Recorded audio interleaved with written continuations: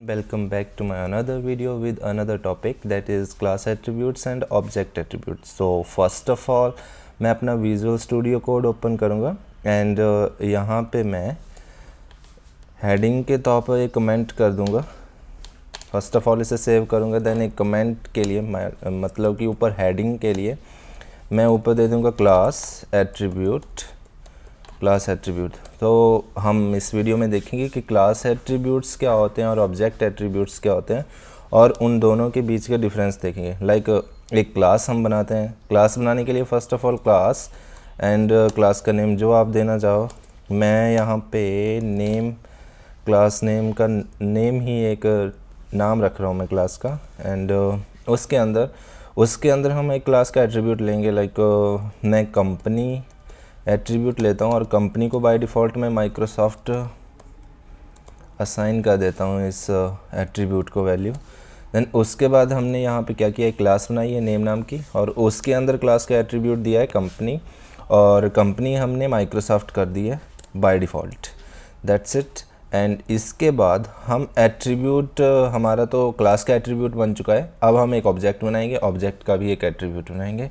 Object बनाने के लिए मैं अपने नाम से एक ऑब्जेक्ट बनाता हूँ और उसे जो है क्लास के साथ लिंक कर दूँगा.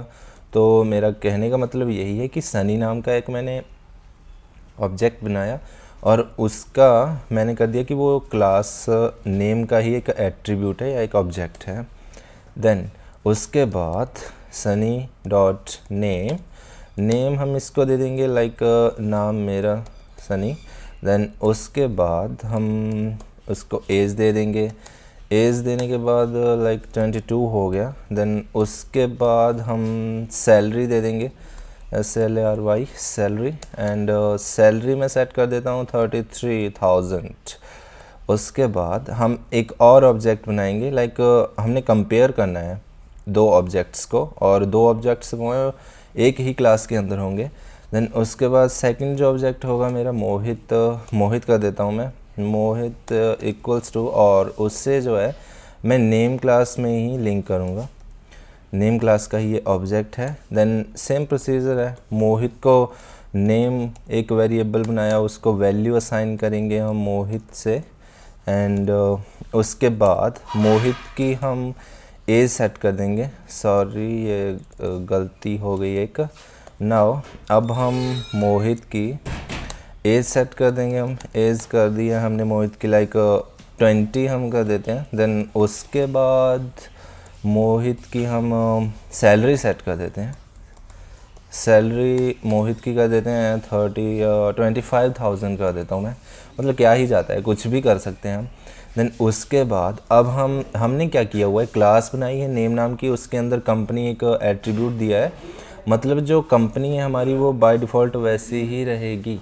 Like company by default Microsoft ही रहेगी. फिर चाहे ऑब्जेक्ट सनी क्यों ना हो, फिर मोहित क्यों ना हो, इन दोनों की कंपनी जो है सेम रहेगी क्योंकि हमने बाय डिफ़ॉल्ट ऊपर सब कुछ एक बाय डिफ़ॉल्ट इसे वैल्यू दी है हमने. देन नेक्स्ट जो फर्दर हमारा होगा उसके बाद हम क्या करेंगे, अब हम प्रिंट करवाएंगे प्रिंट मोहित की. फर्स्ट ऑफ ऑल मोहित की सैलरी हम प्रिंट करवा देते हैं. तो मोहित की सैलरी हमने प्रिंट करवा दी. नाउ देन उसके बाद हम सनी डॉट सैलरी प्रिंट करवा दूंगा मैं. प्रिंट देन सनी जो हमारा एट्रीब्यूट है क्लास का. Then first of all Sunny. Then उसके बाद हमने इनकी सैलरी प्रिंट करवानी है. Now Sunny dot salary. अब हम इस प्रोग्राम को जब एग्जीक्यूट करवाएंगे तो उसके बाद, सॉरी यहाँ पे मैंने सैलरी में ए मिसिंग है. नाउ मैं इसे सेव करूँगा. देन उसके बाद जब इसे एग्जीक्यूट करवाएंगे तो उसके बाद फर्स्ट ऑफ ऑल इसने सनी की जो सैलरी है वो प्रिंट करवाई है हमें 33,000. नाउ देन नेक्स्ट जो ऑब्जेक्ट है उसकी हमें इसने सैलरी प्रिंट करवाई है, दैट इज़ 25,000. नाउ अब हम यहाँ पे एक क्वेश्चन रेज होता है लाइक जैसे कि हमने एक क्लास का एट्रीब्यूट बनाया, सैलरी एज नेम, 3 एट्रीब्यूट हैं क्लास के अंदर. सॉरी क्लास का जो ऑब्जेक्ट है उस ऑब्जेक्ट के अंदर के जो एट्रीब्यूट्स हैं, ऑब्जेक्ट एट्रीब्यूट्स, उसके 3 एट्रीब्यूट्स हैं. उनमें सैलरी है, एज है, नेम है। वैसे ही एक अनदर ऑब्जेक्ट है, उसके भी अलग ऑब्जेक्ट्स, उसके भी अलग एट्रीब्यूट्स हैं जिनके नेम, एज, सैलरी। नाउ अगर क्या हो मैं यहाँ क्या करता हूँ, जैसे बाय डिफ़ॉल्ट मैंने कंपनी माइक्रोसॉफ्ट की हुई है, वैसे ही अगर मैं बाय डिफ़ॉल्ट सभी एम्प्लॉयज़ की सैलरी को ही मैं यहाँ पे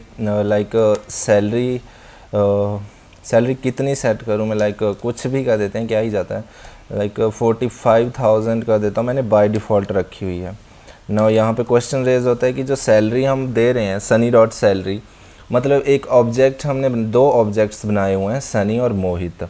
सनी की सैलरी 33,000 है और मोहित की जो सैलरी है वो 25,000 है। नाउ ऊपर क्लास में सैलरी नाम का एक और एट्रीब्यूट है, उस एट्रीब्यूट की वैल्यू असाइन हमने की है 45,000। सो क्या है कि अब हम इसे एग्जीक्यूट करवाएंगे तो ये फिर से हमें 33,000, जैसे कि हमने नीचे सनी की सैलरी दी थी 33,000, नाउ वो हमें प्रिंट करवा दी है। मोहित की सैलरी उसने एज इट इज़ 25,000 प्रिंट करवा दी है। सो अब क्वेश्चन ये है कि इस सैलरी का क्या होगा जो हमने क्लास के बाद दी हुई है। इस सैलरी मतलब इसके लिखने का फ़ायदा ही क्या है जब इसका यूज़ ही ना हो रहा हो।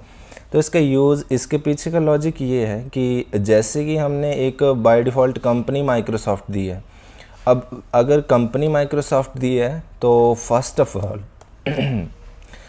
ऑफ ऑल हम जो हैं कंपनी प्रिंट करवाते हैं। किसकी कंपनी प्रिंट करवाएंगे हम? सनी की। सनी डॉट कंपनी प्रिंट करवाते हैं हम। कंपनी प्रिंट करवाई है हमने सनी की। नाउ अब हम इसे एग्जीक्यूट करवाएं तो यहाँ पे जो कंपनी है वो माइक्रोसॉफ्ट आ जाएगी। वैसे ही अगर अब हम यहाँ नीचे आके मोहित की कंपनी को प्रिंट करवाते हैं, प्रिंट मोहित डॉट कंपनी, अब हमने मोहित की कंपनी जो कि माइक्रोसॉफ्ट है, दोनों की कंपनी माइक्रोसॉफ्ट ही है। सो बाय डिफ़ॉल्ट हमने ऊपर माइक्रोसॉफ्ट दी है, इसलिए दोनों की कंपनी माइक्रोसॉफ्ट ही रहेगी। बट अगर हमें इसे चेंज करना है तो हम इसे चेंज कर सकते हैं। बट नाउ क्वेश्चन ये है कि इस सैलरी का क्या होगा जो हमने 45,000 ऊपर दी हुई है। इसके पीछे का लॉजिक ये है कि अगर हम यहाँ पे हमने बाय डिफ़ॉल्ट सबसे पहले जो सैलरी, हमारा इंटरप्रेटर जो है वो सबसे पहले सैलरी किस चीज़ की चेक करेगा?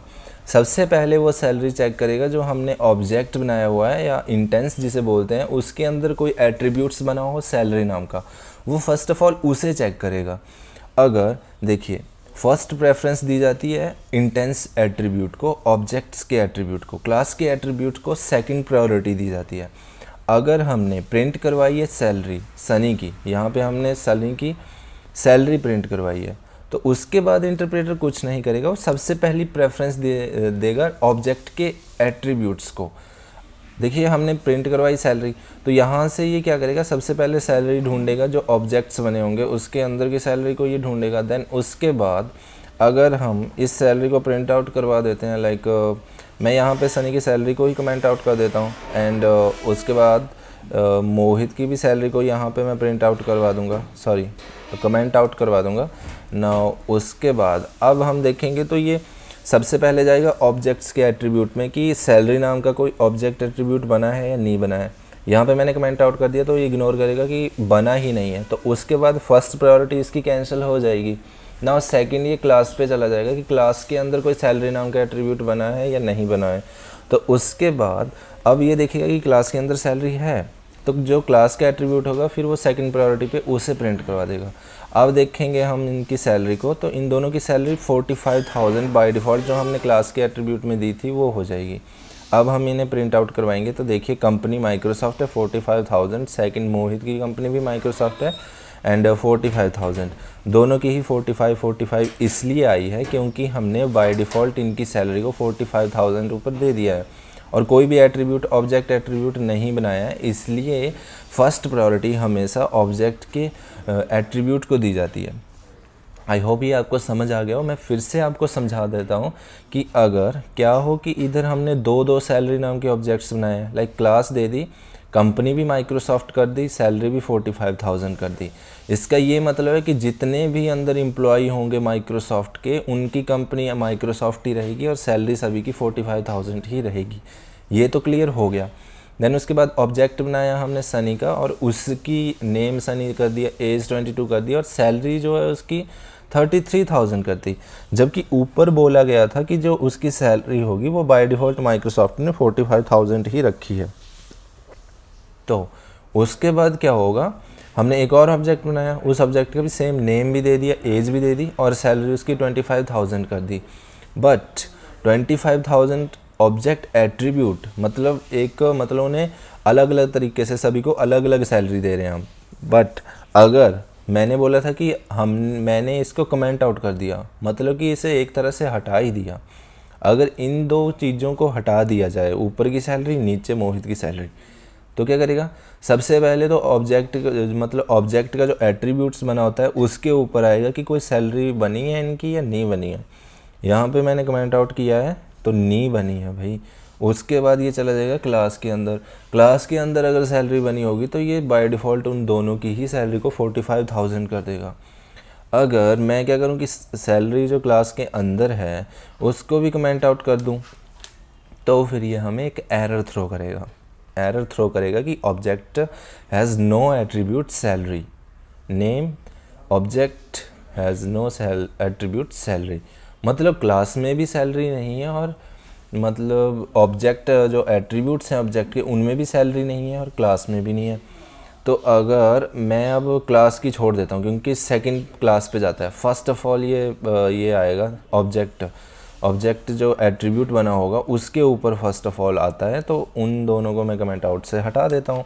नाउ अब क्या होगा, अब ये देखेगा कि सबसे पहले आ जाएगा कि ऑब्जेक्ट एट्रीब्यूट सैलरी का बना है कि नहीं बना है। यस बना है, सनी डॉट सैलरी 33,000 दी है, ऐसे मोहित को 25,000 दी है।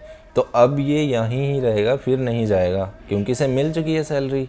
फर्स्ट प्रेफरेंस ऑब्जेक्ट एट्रीब्यूट को दी जाती है। तो इसी तरह अब हम माइक्रोसॉफ्ट 33,000 सबसे पहले सनी की सैलरी हो गई ना, उसके बाद हो गया 25,000 मोहित की सैलरी हो गई। अब आई होप अब ये सब कुछ क्लियर हो गया हो। अब एक और क्वेश्चन क्या रेज होता है, लाइक हमने अगर कंपनी ही चेंज करनी हो तो कंपनी को चेंज करने के लिए हम सबसे पहले यहाँ नीचे कंपनी के बाद ही इस कंपनी को चेंज कर देते हैं। लाइक मैं क्या करूँगा कि मैं सबसे पहले नेम डॉट कंपनी, नेम के अंदर जो कंपनी है वो कर देता हूँ, क्या करूँ, गूगल कर देता हूँ। ठीक है, गूगल हमने ये कर दी, name dot company equal to Google. अब हमने क्या किया कि क्लास लिया, उसके अंदर जो एट्रीब्यूट है कंपनी उसे चेंज कर दिया। अब क्या होगा, अब हम प्रिंट करवाएंगे तो देखिए अब ये जो हमारी कंपनी, जिसकी भी कंपनी होगी वो बाय डिफ़ॉल्ट हमने चेंज कर दिया है, अब वो गूगल ही रहेगी। सो आई होप आपको ये समझ आ गया हो। सो मिलते हैं नेक्स्ट वीडियो में। Thank you guys.